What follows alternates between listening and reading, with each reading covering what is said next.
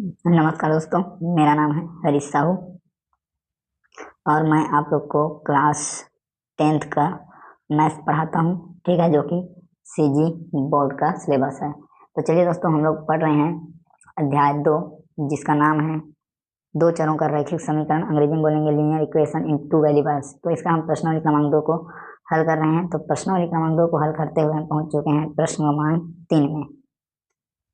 तो चलिए दोस्तों, इसमें हमें कुछ समीकरण दिए गए हैं, इसे हमें हल करना है। तो बोलता है निम्नलिखित समीकरणों को किसी भी विधि से हल कीजिए। कोई भी विधि से हल करना है। तो ये हमें 1 2 3 4 5 6 समीकरण दिए गए हैं। ठीक है दोस्तों, वीडियो लंबा बन सकता है, लेकिन मैं स्टेप बाय स्टेप ही हल करता हूँ ताकि आपको कहीं भी डाउट ना आए। तो चलिए दोस्तों, इसे हल करते हैं। तो सबसे पहले हम लेंगे पहले समीकरण को। तो यहाँ पे हम पहला वाला हमारा समीकरण को लिखते हैं। तो x माइनस वाई बराबर ऋण 1 और 3x ऋण 2y बराबर 12, ये हमारा पहला समीकरण है। तो यहाँ पर मैं लिखूंगा हल। हल लिखने के बाद दोस्तों हम इसे चाहे तो विलोपन विधि से बना सकते हैं या फिर प्रतिस्थापन से। तो मैं आपको प्रतिस्थापन से इसे बना के दिखा रहा हूँ।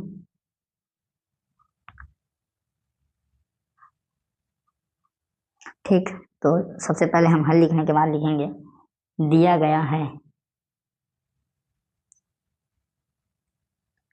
दिया गया है। ठीक है, तो क्या दिया गया है? तो यहाँ पर दोनों समीकरण को लिखेंगे x माइनस वाई बराबर ऋण 1, इसे हम मानेंगे ये समीकरण 1 है। और 3x ऋण 2y बराबर 12, इसे हम मानेंगे कि ये समीकरण 2 है। ठीक है, अब हम दोस्तों यहाँ समीकरण 1 में आ जाते हैं। समीकरण 1 में इसे हम पहले हल करते हैं। तो x माइनस वाई बराबर ऋण 1, ये है समीकरण।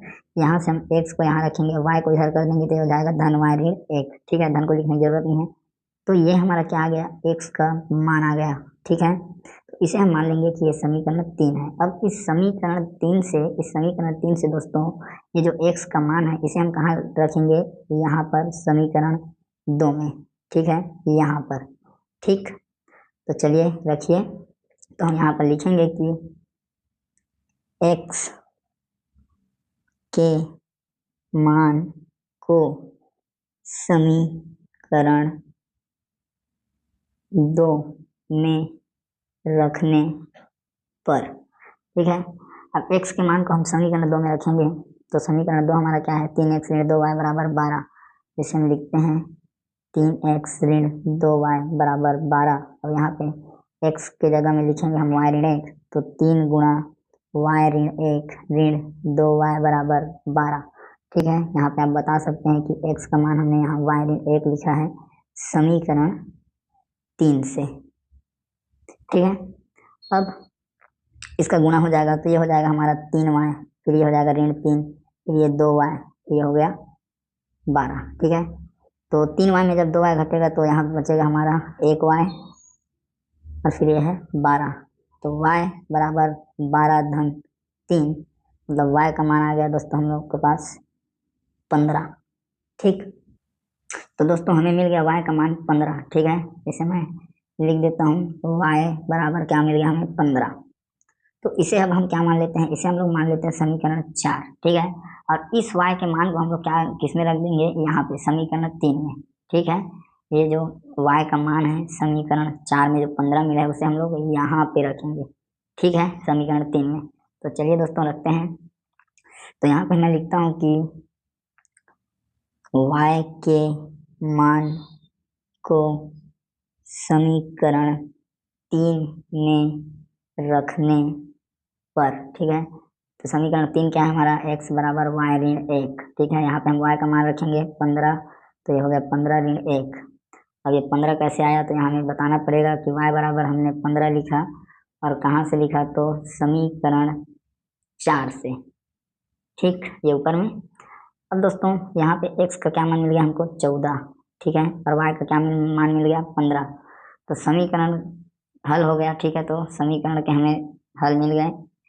जो दो चर हैं उनके मान क्या हैं? x का मान है 14 और y का मान 15 है। ठीक है, तो यहाँ पे लिखते हैं कि अतः समीकरण का हल x बराबर 14 और y बराबर 15 है। ठीक है, अब दोस्तों ये आपका क्या हो गया, पहला प्रश्न कंप्लीट हो गया। और यहाँ पे हम एक चीज बोल सकते हैं कि जब हमें दोनों, जो ये x है और ये y है, इन दोनों का मान यदि हमें अलग अलग मिला तो हम बोल सकते हैं कि जो रेखाएं हैं, ठीक है, या समीकरण का अद्वितीय हल होगा। ठीक है, समीकरण का अद्वितीय हल है। ठीक, और फिर तो रेखाएं प्रतिच्छेदी रेखाएं हैं, प्रतिच्छेदी होंगी। ठीक है, इतना आप याद कर लें, कंप्लीट रखें। जब हमें x और y का मान यदि अलग अलग मिले उस कंडीशन में समीकरण का क्या होता है, अद्वितीय हल होता है। और रेखाएं क्या होती हैं, एक दूसरे को ऐसे क्रॉस करती हैं, और ये जो पॉइंट मिलता है हमें बिंदु बीच में, यही क्या है, हल है। तो ये बिंदु क्या है हमारा, 14 और 15 है, समझ लो।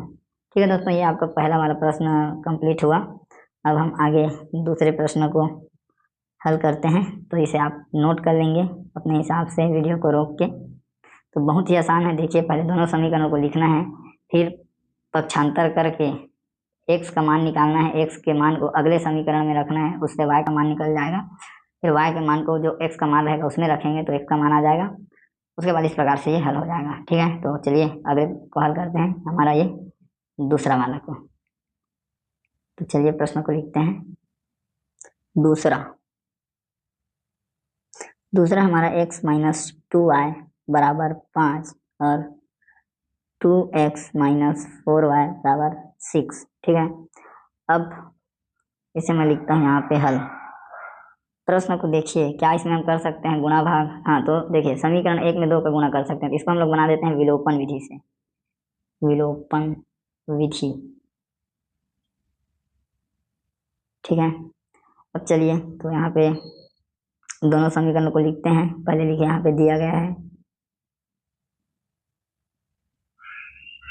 इतना लिखने के बाद समीकरण को लिखिए, x माइनस 2y बराबर 5, 2x माइनस 4y बराबर 6। ठीक है, तो इसे हम लोग मानेंगे समीकरण 1 और इसे मानेंगे समीकरण 2। ठीक है, अब आइए सबसे पहले समीकरण 1 में, समीकरण 1 को लिखिए। ठीक है, अब इसे हम क्या करेंगे, इसे हम समीकरण 2 में ऐसा कुछ बनाएंगे गुणा करके कि इसमें से दोनों में से एक चर के बराबर हो जाता है, कि हम घटा के इसका उत्तर निकाल सकें। ठीक है, तो देखिए, यदि हम समीकरण 1 में 2 का गुणा कर देंगे तो यहाँ पर यदि हम 2 का गुणा कर देंगे तो ये 2x और 4y बन जाएगा। ठीक है, नीचे की तरह यहाँ पे 2x और 4y है, फिर उसे हम जोड़ घटा के इसे आसानी से हल कर लेंगे। ठीक है, तो यहाँ पर मैं लिखता हूँ कि समीकरण के दोनों पक्षों में, समीकरण यहीं से लिख देते हैं, समीकरण 1 के दोनों पक्षों में 2 का गुणा करने पर, ठीक है, कर सकते हैं 2 का गुणा, तो इस प्रकार से हो जाएगा 2 गुणा इसके जो समीकरण हमारा 1 है वो इस प्रकार से है। ठीक है, तो इधर भी 2 का गुणा हो जाएगा, इधर भी 2 का गुणा हो जाएगा। ठीक है, तो ये कितना हो जाएगा, 2x, फिर ये ऋण 4y, फिर ये कितना हो जाएगा 10। इसे मान लीजिए आप समीकरण 3। ठीक है, अब हम क्या करेंगे, ये समीकरण 3 में ये समीकरण 2 को घटाएंगे। ठीक, तो यहाँ पे समीकरण 3 में समीकरण 2 को घटाने पर, ठीक, तो लेफ्ट हैंड साइड से घटेगा, राइट हैंड साइड से घटेगा, तो इसे हम इस प्रकार से लिख देते हैं, 2x माइनस 4y 10। ठीक है, ये समीकरण 3 है, इसमें समीकरण 2 को घटाएंगे तो 2x ऋण 4y बराबर 6, 2x ऋण 4y बराबर 6। ठीक है, विलोपन विधि से हम इसे हल कर रहे हैं समीकरण को। ठीक, तो चिन्ह सबको दे दो, ये भी धन है, ये भी धन है, ये भी धन है, ये भी धन है। ठीक है, अब चिन्ह चेंज हो जाएगा, ये अगर धन है, ये वाला यदि धन है तो ये क्या हो जाएगा, ऋण। ठीक है दोस्तों, तो ये हो जाएगा धन का ऋण, ऋण का धन, और ये हो जाएगा ऋण। ठीक, तो चलिए इसे घटाइए। तो देखिए 2x आपस में कट गए, एक धन है एक ऋण है, वैसे 4y आपस में कट गए, एक धन है एक ऋण है। ठीक है, तो क्या मिला 0x। ठीक है, और क्या मिला हमें 0y। तो इससे क्या साबित हो रहा है, हमारे जो चर है उसका मान शून्य हो जा रहा है। ठीक है, तो यहाँ पे हम लिख देते हैं कि समीकरण को हल करने पर चरों का मान शून्य हो रहा है, अतः समीकरण का कोई हल नहीं है। ठीक है, अब ये कोई हल नहीं है करके कैसे पता चलेगा, तो उसके लिए जो अनुपात है उसे हम लगाएंगे A1 A2 बराबर B1 B2 बराबर C1 C2। ठीक है, तो देखिए ये क्या है, यहाँ पे 1/2, फिर 2 4 फिर 5 6, 1 2 2 4 5 6। ठीक है, 1/2 2/4 5/6 ये है। अब देखिए इसे हम कटा सकते हैं, 2 1 2 और 2 दूनी 4, ये 1/2 हो गया। ठीक है, तो ये 1/2 बराबर क्या हो गया, 1/2 बराबर 5/6। मतलब जो A1 A2 है वो B1 B2 के बराबर है। ठीक है, इससे क्या होता है, इस समीकरण का कोई हल नहीं होता। ठीक है, तो यहाँ पर आप बता देंगे कि अतः आप ये दर्शा भी सकते हैं कि A1 A2 बराबर B1 B2। ठीक है, ये दोनों क्या हो गए, एक दूसरे के समांतर हो गए। ठीक है, रेखा क्या बनेगा, समांतर बनेगा, लेकिन इसका क्या रहेगा, कोई हल नहीं होगा, क्योंकि रेखा क्या है, इस प्रकार से जा रही है। ठीक है, जब इस प्रकार का कंडीशन आपके पास आए तो आप जान लेना कि जो रेखा है वो क्या रहेगा, समांतर। ठीक है दोस्तों, रेखा क्या रहेगी, समांतर रहेगी। तो रेखा जब इस प्रकार से जा रही है, ठीक है, कहीं पे प्रतिच्छेद नहीं कर रही है, तो इसका क्या है, कोई हल ही नहीं है। ठीक, तो यहाँ पर हम लिख देंगे कि अतः समीकरण का कोई हल नहीं है तथा रेखाएं समांतर हैं। ठीक है, इस प्रकार से आप बता सकते हैं कि ये समीकरण का हल क्यों नहीं है। ठीक है, तो ये आपका क्या होगा, और इससे पहले जब हमने पहले वाले प्रश्न में किया था तो उसमें क्या अद्वितीय हल निकला था, एक दूसरे को वो इस प्रकार से क्रॉस कर रहे थे, लेकिन इसमें क्रॉस नहीं कर रहा है, इसलिए हल नहीं है। ठीक है दोस्तों, तो ये आपका दूसरा प्रश्न का यही रहेगा उत्तर। यहाँ तक आप बना के दिखा सकते हैं और यहाँ से आप समझा भी सकते हैं। तो चलिए दोस्तों, अब आगे हम नेक्स्ट क्वेश्चन की ओर अपना बढ़ेंगे, तीसरा में। तो इसे आप एक बार नोट कर लेंगे वीडियो को रोक करके, ताकि आपको समझने में आसानी रहे। चलिए आगे। तो चलिए दोस्तों, तीसरा प्रश्न को हल करते हैं, तीसरा समीकरण को। तो इसे मैं सबसे पहले लिख लेता हूँ। ये हमें दिया गया है x + y बराबर 6, x बराबर y धन 2, इसमें x का मान ही दे दिया गया है। ठीक है, तो इसको हल करते हैं, यहाँ पे लिखते हैं हल। तो इसको हम लोग बना देते हैं विस्थापन विधि से। विस्थापन विधि। ठीक, इसके लिए सबसे पहले इन दोनों समीकरणों को लिखेंगे जो दिया गया है। यहाँ पे लिख सकते हैं आप, दिया गया है,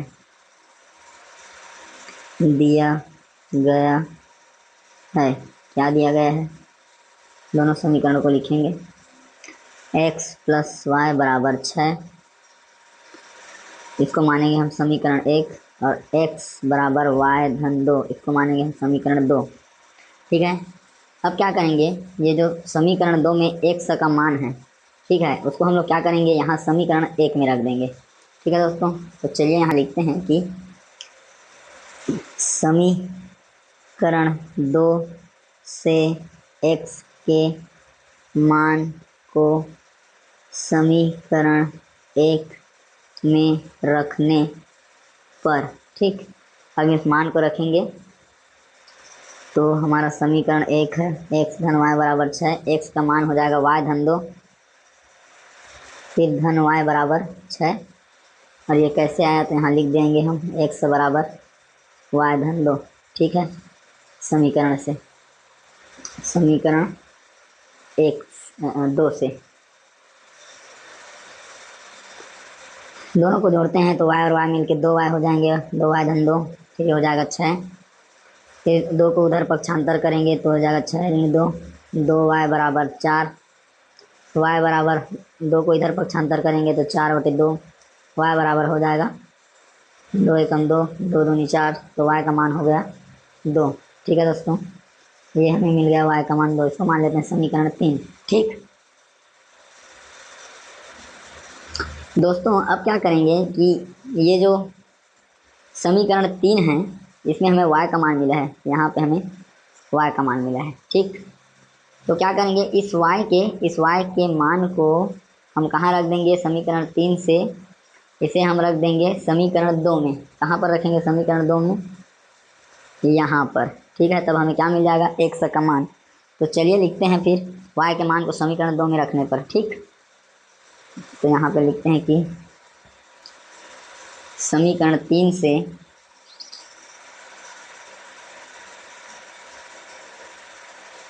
y के मान को समीकरण 2 में रखने पर, ठीक है, तो हमारा समीकरण 2 है x बराबर y धन 2, और यहाँ पर हम y का मान जो हमें 2 मिला उसे हम लिखेंगे।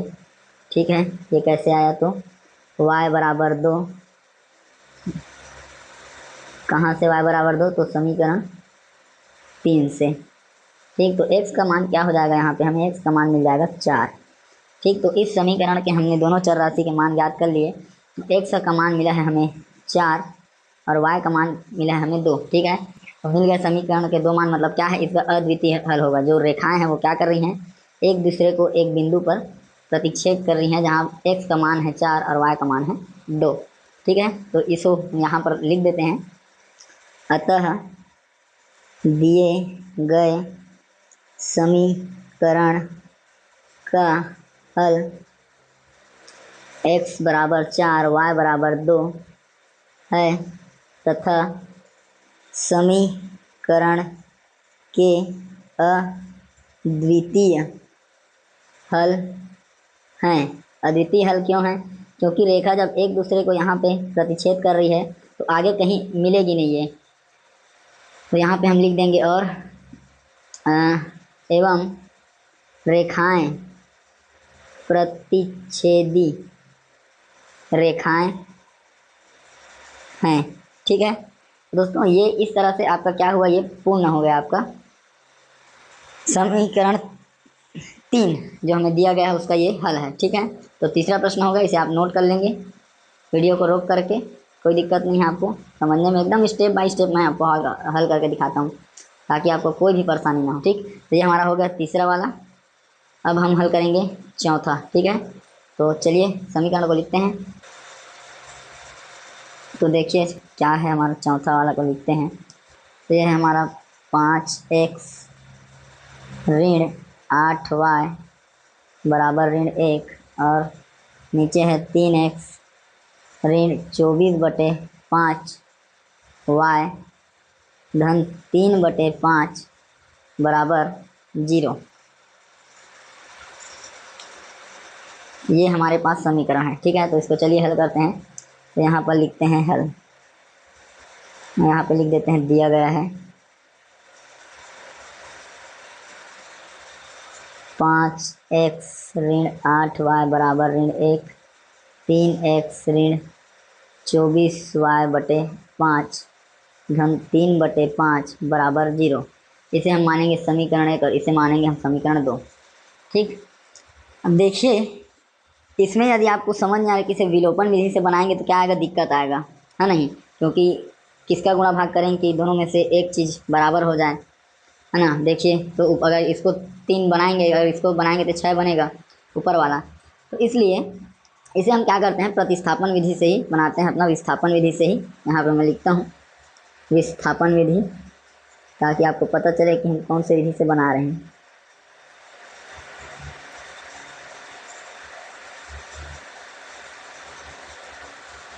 तो चलिए पहले हम समीकरण 1 को लेते हैं।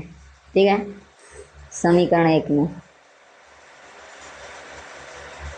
इसमें क्या करते हैं, हम x का मान निकालते हैं। समीकरण 1 को लिखिए पहले, 5x ऋण 8y बराबर ऋण 1।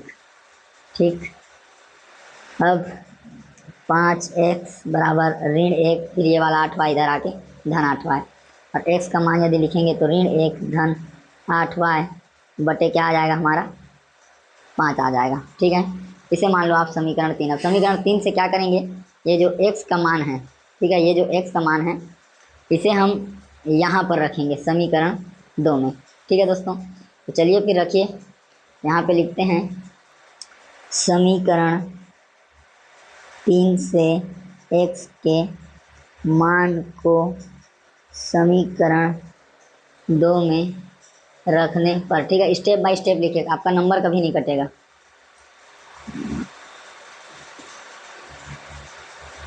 रखते हैं मान को, तो हमारा जो समीकरण 2 है वो इस प्रकार है, 3x ऋण 24 बटे 5y, 3x ऋण 24y बटे 5, फिर है ये धन 3 बटे 5 बराबर 0। यहाँ हम x के मान को रखेंगे, ये हो जाएगा 3, ये गुणा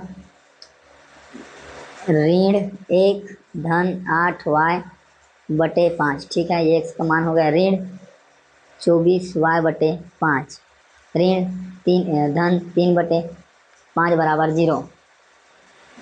अब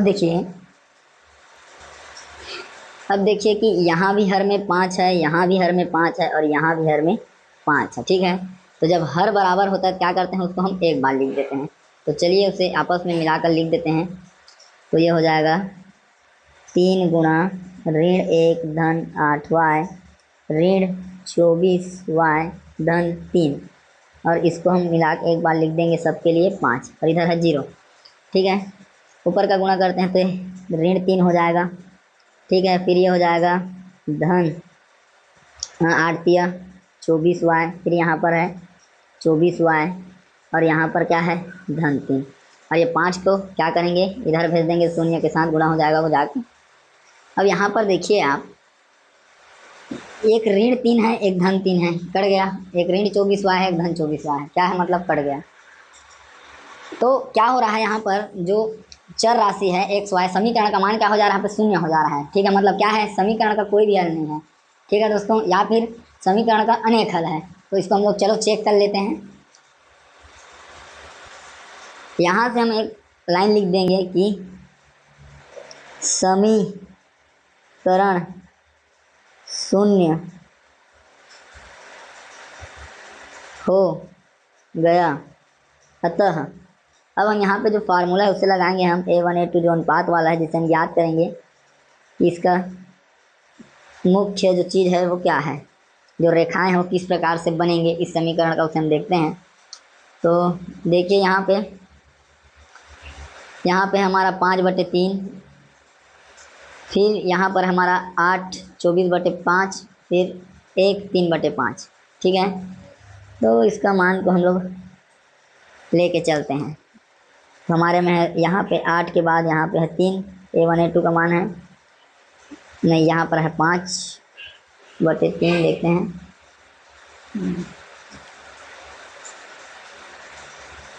ये देखिए, ये वाला जो है ना, ये यहाँ से होता है, ये A1 है तो ये A2 है, और ये B1 है तो ये क्या है B2 है, और ये B3 है तो ये क्या है B3 है या B2 है, ये B1 है और ये B2 है।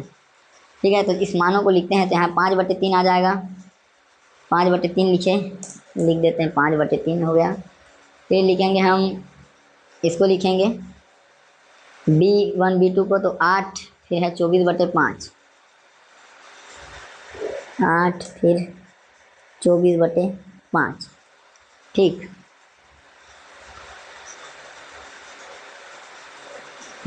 उसके बाद इधर है C1 C2 का मान है,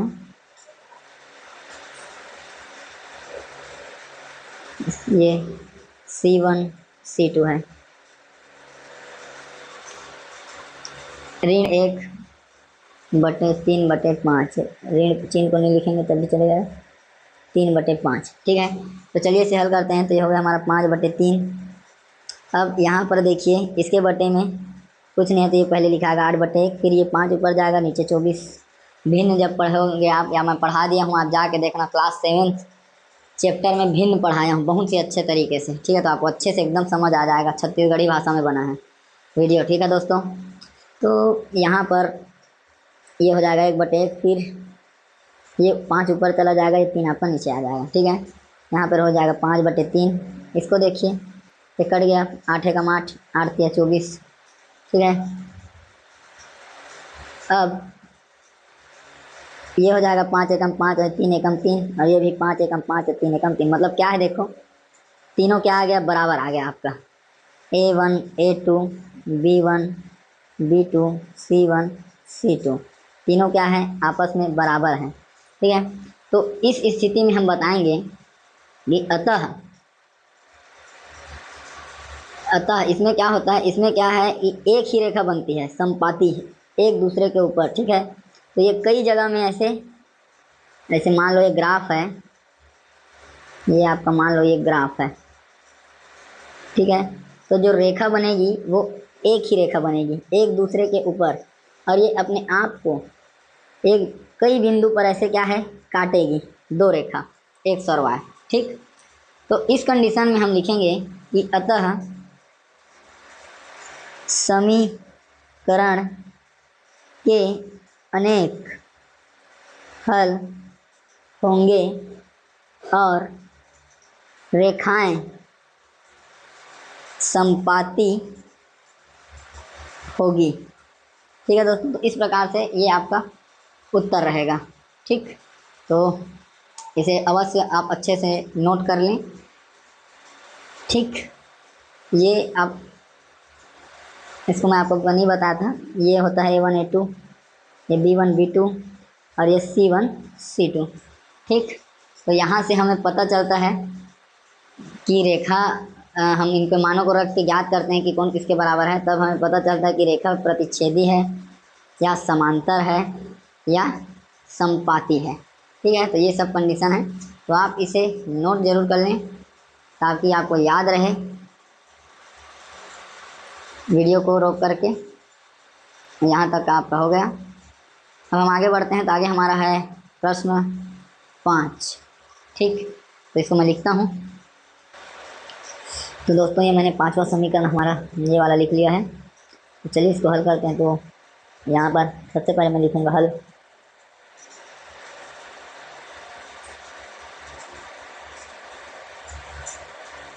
हल लिखने के बाद हम लिखेंगे दिया गया है। इसके बाद जो समीकरण हमें दिया गया है इसे हम लिखेंगे 3x ऋण 4y ऋण 1 बराबर 0। इसे हम मानेंगे कि समीकरण 1 है। 2x ऋण 8/3y धन 5 बराबर 0। इसे हम मानेंगे कि समीकरण 2 है, ठीक है। तो सबसे पहले क्या करेंगे, हम समीकरण 1 से x का मान निकालते हैं। समीकरण 1 में क्या है हमारा समीकरण 1, ऐसे आपको जमाते हुए लिखना है तभी आपको पूरा नंबर मिलेंगे, ठीक। ये हो गया हमारा समीकरण 1। अब 3x को इधर रखेंगे, बाकी को उधर, तो हो जाएगा 4y धन 1, ठीक है। दोनों धन हो जाएंगे। x को यहाँ रखेंगे, फिर 4y धन 1, 3 क्या आ जाएगा इधर। यहाँ पे चाहे तो आप लिख सकते हैं पक्षांतर करने पर, ठीक। तो ये हमें क्या मिल गया, x का मान मिल गया। इसे आप मान लेंगे कि समीकरण 3 है। अब इस समीकरण 3 से समीकरण 2 में x के मान को रखने पर, ठीक है, मान को समीकरण 2 में रखेंगे। समीकरण 2 क्या है उसे हम लिखते हैं 2x ऋण 8/3y धन 5, 2x ऋण 8y/3 धन 5 बराबर 0। इसमें हम x का मान रखेंगे, x 2 गुणा क्या है x का मान 4y धन 3/3, ठीक, ऋण 8y/3 धन 5 बराबर 0। अब गुणा करते हैं तो 2 चौके हो जाएगा 8y, फिर 2 तिया 6, ठीक, ऋण 8y बटे 3 धन 5 बराबर 0। ये दोनों का हर बराबर है आपस में, इसको मिला के लिखते हैं 8y धन 6 ऋण 8y बटे 3 धन 5 0। अब यहाँ पर देखिए कि एक धन y एक ऋण y कट गया, ठीक है, मतलब क्या हो गया, चर राशि का मान यहाँ पे शून्य हो गया। अब ये समीकरण किसका मान याद करेंगे, तो यहाँ पे हम लिखेंगे कि चर समीकरण में चर राशि का मान शून्य हो गया।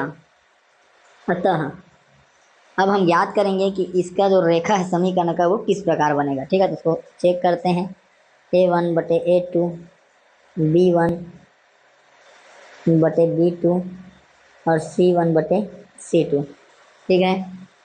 यहाँ पे मिल जाएंगे आपको मान, यहाँ में ये है A1 B1 C1 A2 B2 C2, 3 बटे 2, फिर है 4 8 बटे 3, ये हमारा 3 बटे 2, फिर यह है 4 8 बटे 3, फिर 1 बटे 5 1 बटे 5 3 बटे 2, ये ऐसे लिखा जाएगा 4 बटे 1, ये 3 ऊपर जाएगा 8 नीचे आ जाएगा 1 बटे 5, ठीक, 3 बटे 2, ये कट जाएगा 2 दूनी 4 और 2 चौक 8, और फिर से कट जाएगा 2 एकम 2 और 2 दूनी 4। तो देखिए क्या आ जाएगा 3 बटे 2 यहाँ पे बचा हमारा, तो यहाँ पे ये वाला 3 बच गया ऊपर में और ये वाला 2 नीचे में, तो हो जाएगा 3 बटे 2, फिर यह 1 बटे 5, ठीक है। तो यहाँ पे देखिए कि A1 A2 और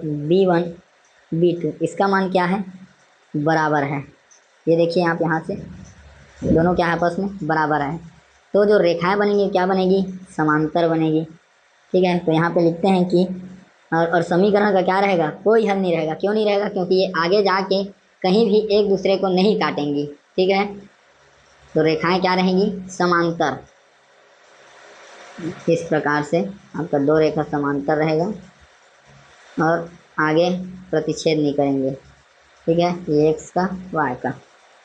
तो यहाँ पर हम लिखेंगे कि अतः समीकरण का कोई हल नहीं है, रेखाएं समांतर है, ठीक है दोस्तों। तो इस तरीक़ा से ये आपका 5वां समीकरण भी बन गया, इसका हल निकाल लिए कि इसका कोई हल नहीं है, रेखा समांतर बनेगी। तो चलिए दोस्तों इसे आप नोट कर लेंगे। आप वीडियो को बार बार देखें, एक बार नहीं 2 बार देखें, आपके स्पीड के हिसाब से देखें, कम ज़्यादा करके देखें, प्रॉपर आप नोट्स बनाएं स्टेप बाय स्टेप, ठीक है। तो इसे आप वीडियो को पॉज करके देख लेंगे, ठीक।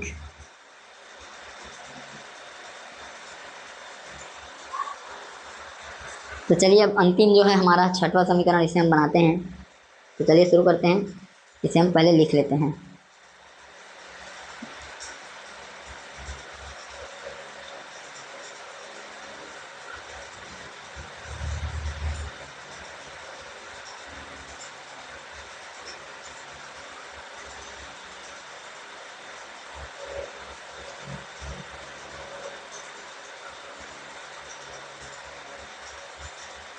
छठवां समीकरण, छठवां है हमारा x धन 2y बराबर 8, फिर यह है 2x धन 4y बराबर 16, ठीक है। इसको हम चाहे तो विलोपन विधि से बना सकते हैं। क्यों बना सकते हैं, क्योंकि देखने से पता चल रहेगा यहाँ 2 का गुणा किया जाए तो ये 2x से 4 बार ये 16y हो जाएगा, ठीक है। तो इसे हम विलोपन विधि से बनाएंगे। तो चलिए यहाँ पे मैं लिखता हूँ हल लिखने के बाद विलोपन विधि, ठीक है, विलोपन विधि द्वारा क्या करेंगे, इसका हम हल करेंगे, ठीक। तो चलिए यहाँ पे लिखेंगे हम दिया गया है, जो समीकरण हमें दिया गया उसे लिखेंगे दिया गया है, ठीक है। क्या है, दोनों समीकरण को लिखेंगे एक्स धन 2y बराबर 8, 2x धन 4y बराबर 16। ठीक है, तो इसको मान लेंगे हम समीकरण 1, इसको मान लेंगे समीकरण 2। ठीक है, यहाँ पे हम लिखेंगे कि समीकरण 1 के दोनों पक्षों में 2 का गुणा करने पर। ठीक है, तो चलिए 2 का गुणा करते हैं उसके दोनों समीकरण 1 के दोनों पक्षों में। तो ये है x धन 2y, ये हो गया 8। ठीक, इधर भी 2 का गुणा कर देते हैं और इधर भी 2 का गुणा कर देते हैं। ठीक है, तो देखो ये हो जाएगा 2x धन 4y बराबर 16, समीकरण 3। ठीक है, तो यहाँ पे देखिए कि दोनों समीकरण तो आपस में बराबर हैं। ठीक है, और यदि हम दोनों को घटा देंगे, यहाँ पर लिख देते हैं कि समीकरण 3 में समीकरण 2 को घटाने पर। ठीक है, तो कैसे घटेगा, लेफ्ट वाला लेफ्ट से, राइट वाला राइट से। तो समीकरण 3 को पहले लिखते हैं और समीकरण 2, दोनों के दोनों समीकरण बराबर हो गए हैं। तो देखिए कैसे घटेगा, 2x धन 4y बराबर 16, 2x धन 4y बराबर 16। ठीक है, तो चिन्ह को विशेष इसमें ध्यान देना पड़ता है। ये धन है तो यहाँ ऋण, ये धन है तो यहाँ ऋण, और ये भी दोनों धन है तो यहाँ ऋण लेंगे। ठीक है, ये बताता है हमें कि ये जो चिन्ह है ये हमें क्या बता देता है कि हमें कौन सा क्रिया करना है। ठीक है, और जो बड़ा है उसमें बड़ा का चिन्ह लगेगा। तो देखो ये धन है 2x, ऋण 2x कट गया, धन 4y ऋण 4y कट गया, धन 16 ऋण 16 कट गया। तो क्या हो गया, समीकरण का मान हमें क्या मिल गया, 0 मिल गया। ठीक है, तो यहाँ पे लिखते हैं कि समीकरण